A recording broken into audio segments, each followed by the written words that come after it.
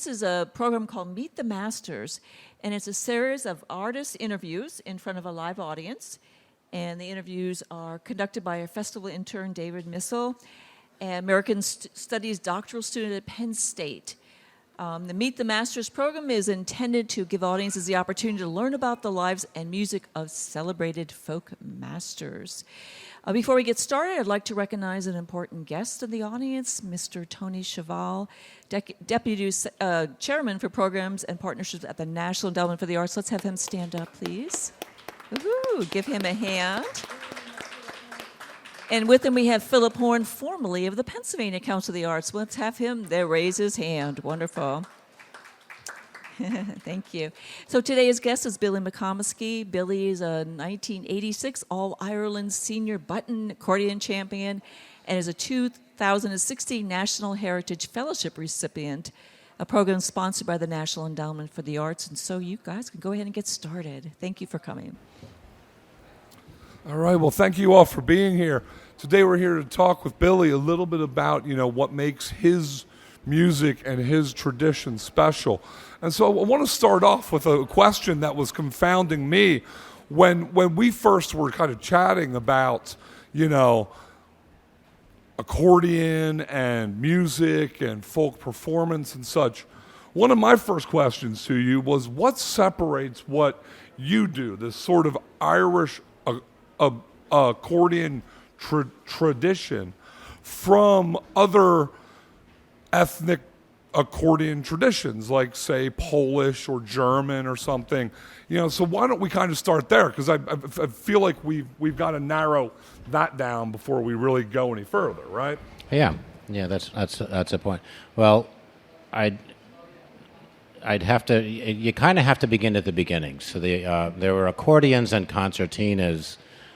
Both came into what we now call traditional music, maybe toward the latter half of the 19th century. So the concertina was a little bit ahead of the accordion. So if you were to pick up a concertina, it's like if they took this keyboard here and put half of it on one side and half on the other side. And so you could play a whole tune with both of your hands. And then a few years later, they discovered that why not just put the whole, a nice good size range, maybe 2.5, 3 octaves on the right side, and then you could even put these little accompaniments on the left,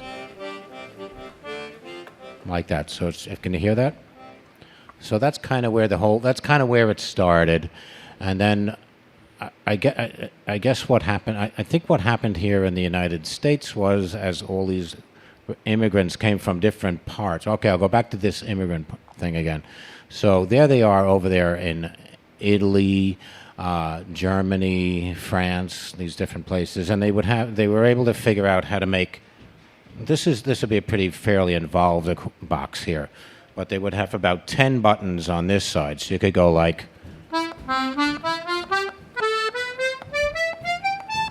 Maybe 10 buttons, and that was it.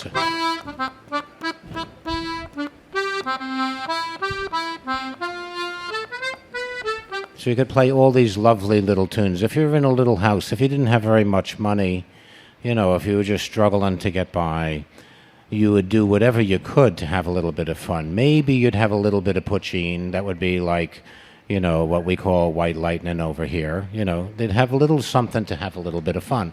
People are going to do that. So from about maybe 1900 till about 1930, you could find, if you were lucky enough to know somebody that had an accordion, a little button accordion. In Ireland, they called it a melodeon. They were all over Italy there and in Germany. So if you were lucky enough to know somebody with an accordion, you're probably going to have a pretty nice time. My father grew up in British-occupied Northern Ireland. I think I told you that. And his memories of the little cabin, the little cottage where they grew up, it was a kind of a rough life. There were Catholics there in a Protestant part of town, so it was a kind of rough. But my father told me that his mother, Elizabeth Cullen, had a little melodeon just with 10 keys on it, and it was just sitting up there on the shelf. And she died when he was 11, so he had these very vague childhood memories of that. And he just said that when she took that little box down to play a few tunes, they knew that something special was going to happen. That it was just going to be just a nice experience, that they would have a bit of fun, a couple of tunes, maybe even a bit of a dance. But then if you were to take that one step further, Irish traditional music dates back, they started writing tunes down. This man named O'Farrell did the first collection of tunes, the O'Farrell collection, and he wrote that out and published it himself. He was living in London. That came out in 1702. So what he had done was he wrote down the music played by the people, by the Irish, Scottish, and English and Welsh people that were living in around London while he was there. He was a concert level piper. So Irish music, what he called Irish music from Ireland, England, Scotland, and Wales, is now called Irish traditional music. It's just that it's a little bit more involved than just 10 little buttons. So you figure Irish music is kind of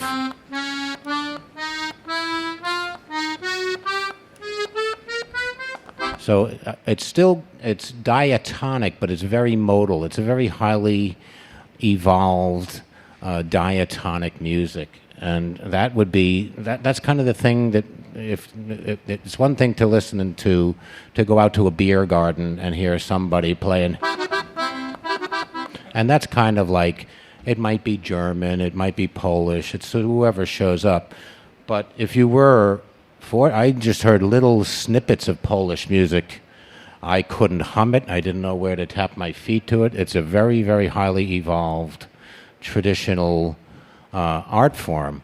And funny enough, the first time I heard it, I was listening to this fella playing a box player and a fiddle, and it was pretty primitive stuff. It was really hard. You'd really, really, really have to pay attention to hear it. So I think that's kind of what would be the difference in maybe the Irish accordion or another type of accordion or accordion music, that we're all trying to, just like what we heard there 10 minutes ago, listening to the music from New Hampshire. That's a whole conglomeration and a mix of Quebecois music, American music. It's all these different cultures that people bring together, and next thing you have this other form of traditional music, and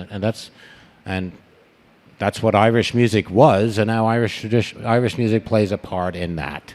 And this instrument, I guess this one here dates back to about the mid 1940s. But if you would go back maybe 10 years before that, there was a music store in Dundee. I think we might have been talking about this the other day. Forbes Music Shop, and these couple of fellas went in there, migrant workers from Ireland, funny enough, into this music store in Dundee, and they wanted an accordion tune. They said they wanted it to be semi-toned. They wanted to be able to go, and then I said, if you can do that. And I don't know if these guys could read music. I don't know who they were. I don't know who these people were. But what they managed to do was they got that Forbes Music Shop ended up getting accordions imported to them in what they refer to as this semitone tuning in the keys of B and C. So I just found this out like recently, but I remember this man from Donegal telling my mother and father, if you think your son wants to play an accordion, make sure it's a Palo Soprani and make sure it's a BC. And I'll be darned, that's this box, or the precursor to this one, would be maybe built, this is built in 1938. So if you went back to 1948, and sure enough, they were building these things maybe 10 years before that. In Italy, that's where Palo Soprani built them. And you know Hohner that does the harmonicas? You know the Horner harmonicas? So they actually make accordions. And they were starting to build these instruments back in the early 1930s. And funny, I never really thought much about it, but I have an old Honer BC, and I have about 10 or 15 of these things, and my sons play them too. But it was the generation just after that, when shortly after Ireland, when they finally had written their own constitution, they were free, more or less. There's still 6 counties in the north with the whole Brexit business. That's a little weird. But for the most part, when I was a little boy, about 5 or 6 years old, I got to hear the first generation of these Irish players coming out that didn't actually look like refugees. They spoke very clear English. They'd have at least a high school diploma. A lot of them had trades. But the thing that I happened to notice was that they had these Paolo Soprani accordions tuned to the key, tuned to B and C tuning. So all of a sudden there was this cultural shift in Ireland and here, and it was kind of like Irish music. Maybe it isn't this 18th century thing that all these poor conquered people were doing. Maybe it's right now. And sure enough, there was like maybe a dozen players that used to meet in this couple of little towns just north of the Catskill Mountains, the towns of Leeds, South Carrow, and East Durham, and they were just some of the greatest Irish accordion players of their day, and they're still very, very, very highly regarded. Did any of you guys ever hear of a man named Joe Cooley? Some of you might have heard of him. And Joe Cooley, I actually got to meet Joe Cooley when I was, 6 years old in the Catskill Mountains, and there he was sitting there playing this Paolo Soprani accordion, and it was even more modern looking. And he was playing in a pub up there. It was called a bar then. That's kind of a trendy thing to go into an Irish pub. The Irish were going into the bars. And you'd have to be... I'm very grateful that I came out with all my teeth when I'd go in the bars. They were pretty rough. So I actually got to meet Joe Cooley right up there in the Catskill Mountains. And it's a very definitive sounding thing. It's not, you don't want for an accordion player to sit there and pick it up and play. Or a flute player, black flutes. If you guys ever hear Matt Malloy? Do you ever hear that name from the Chieftains? You can't get much cooler than Matt Malloy. He's playing in Lincoln Center I love to go see him in the Kennedy Center, or I can't even, the Meyerhoff down in Baltimore, and Matt Malloy, all the beautiful he's playing this very traditional black flute.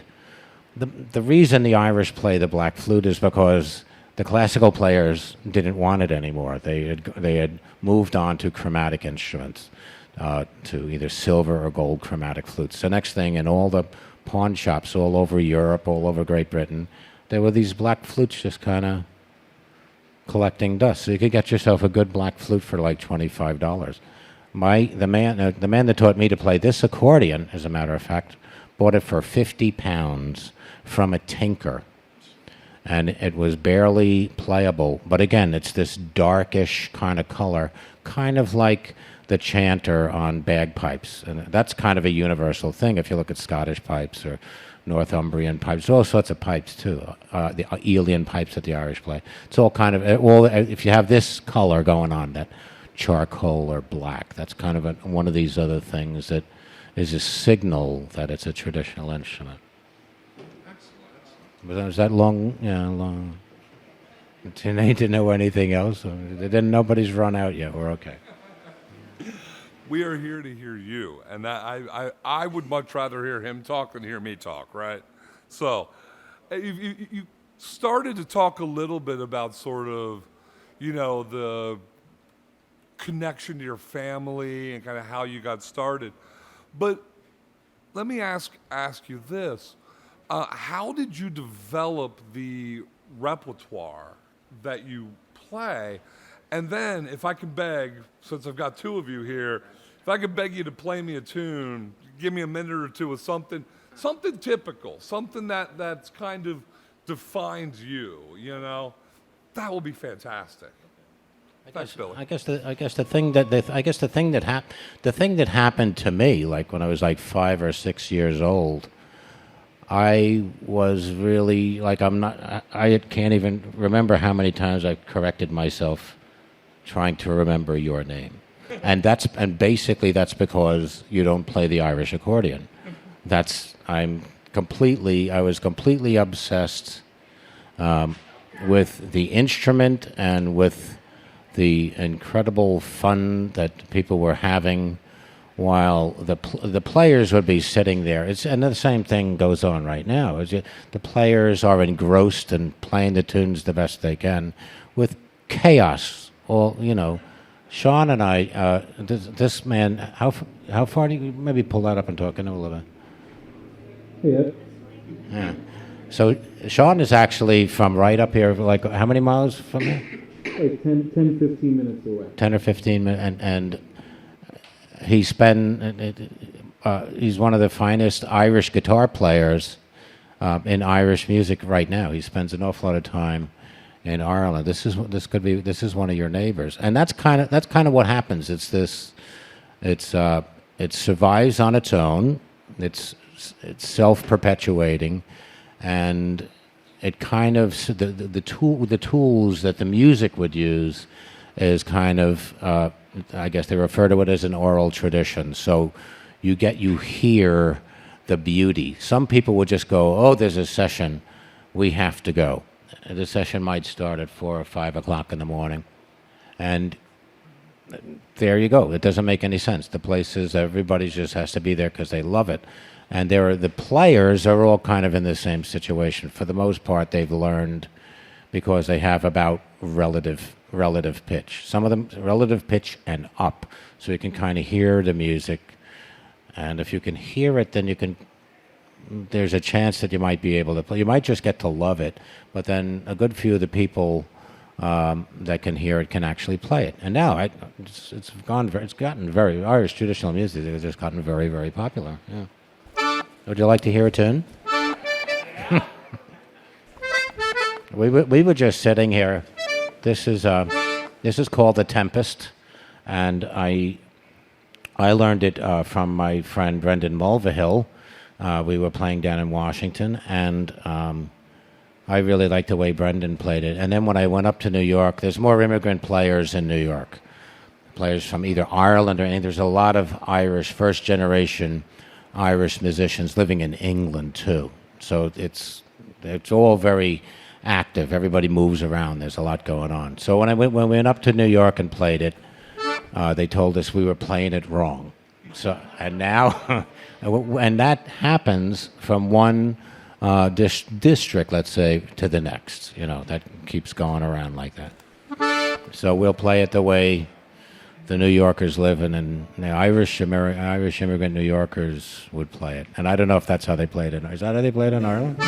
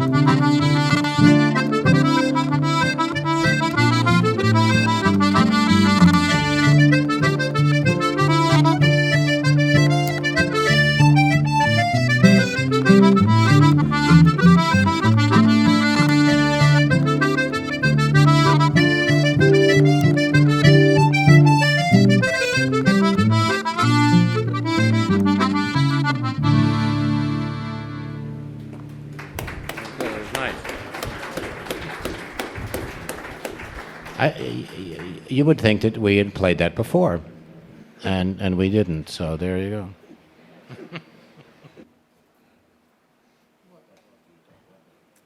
So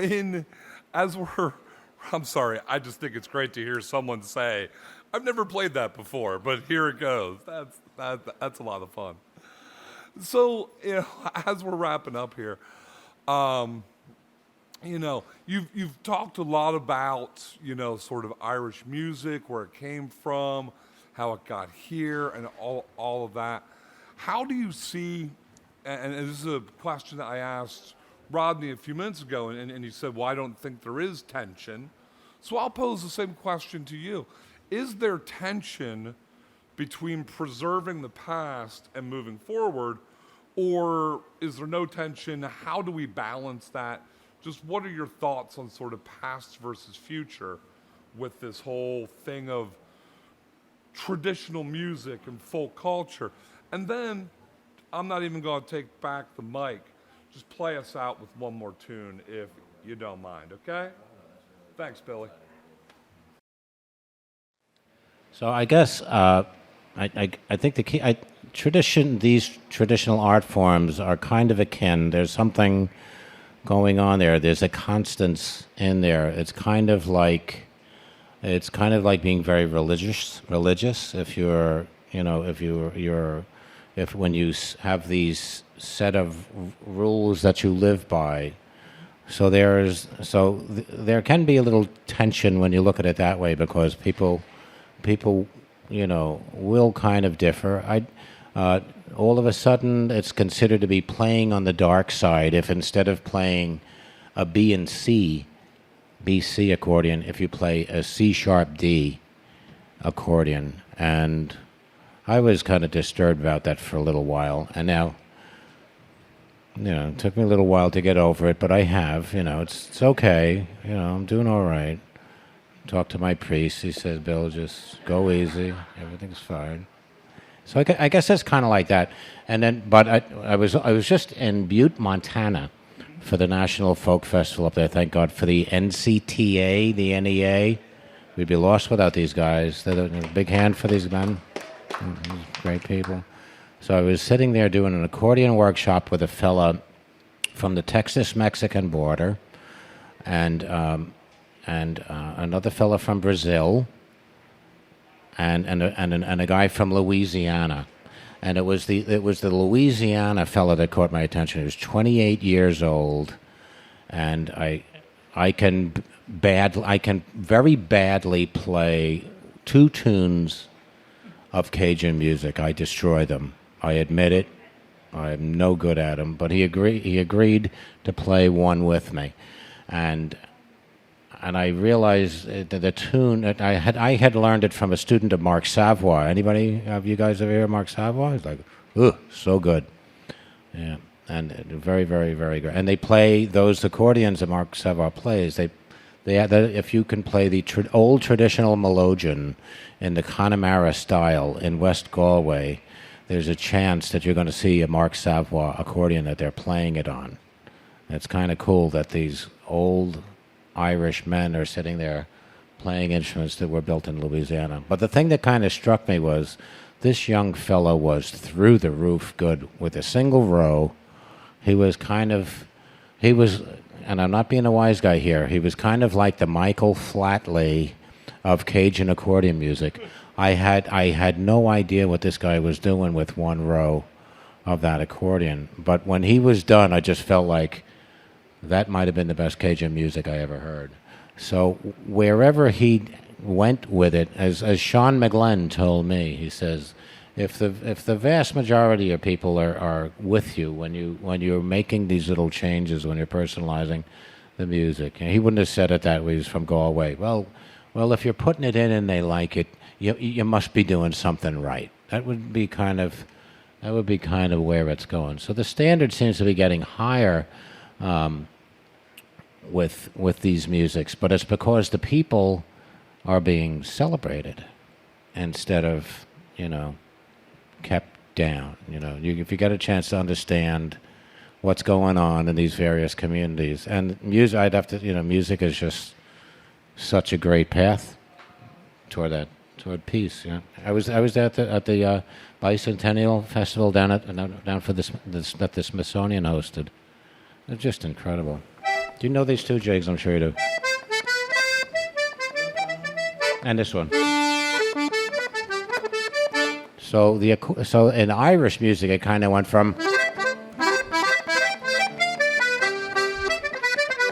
I can't even do it.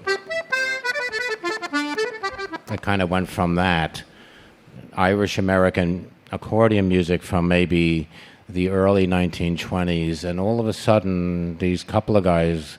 Funny enough, there was a guy named Billy McComiskey, who was from 16 miles from where my father was from, and he played one of the very first Paolo Soprani BC accordions ever built that was imported into Dundee. And my father loved the McCusker brothers, and he loved the box too. But these two tunes, this first one was played by a man named Sonny Brogan from Dublin, and there was a man right before him, maybe 10 or 15 years before him, and his name was Bill Hart.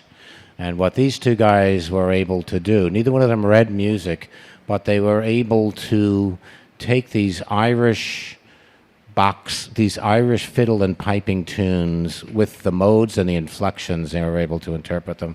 And so there you go. So Bill Hart and Sonny Brogan. And thanks very much, you guys. I hope I wasn't talking too much.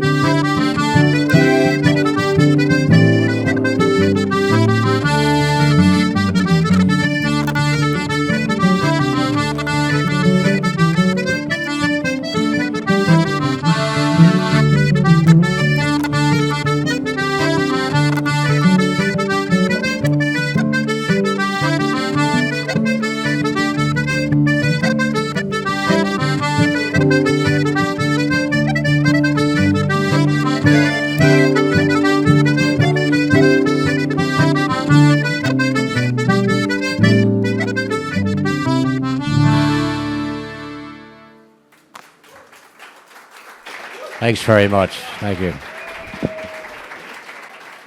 Thanks again to Billy and band member here for coming. We're running a little behind, but the Justin Angelo band is up next. And wasn't that a great...